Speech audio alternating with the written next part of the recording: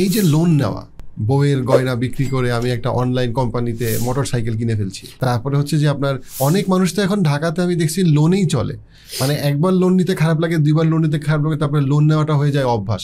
হ্যাঁ, আমি লোনের উপরই আমার জীবন চলতেছে। টেলিভিশনে আপনার নিউজে আমি দেখলাম কাঁদছেন, মোটরসাইকেল কিনেছেন, বাবা মার জমানো টাকা, ওয়াইফের গোল্ড বিক্রি করার টাকা, সব টাকা দিয়ে 90 লক্ষ টাকা দিয়ে মোটরসাইকেল কিনেছেন, 90 লক্ষ টাকার মোটরসাইকেল কিনেছেন। আশা হচ্ছে এই মোটরসাইকেলগুলো উনি পাবেন ওই অনলাইন কোম্পানি থেকে, পেয়ে উনি এটাকে সেল করে সবার টাকা ফেরত দিয়ে দেবেন।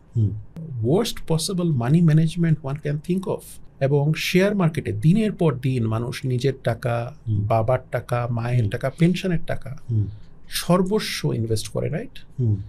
ইনভেস্টমেন্ট ডিসিশনে আমরা সবসময় আপনার গ্লোবালি যে কোনো লোক আপনাকে বলবে যে আপনি 3টা thing, don't put all your eggs in same basket, এক নম্বর কথা। বা সেটা তো নিজের এগের কথা বলা হচ্ছে, আর আপনি তো মানুষের এগ নিয়ে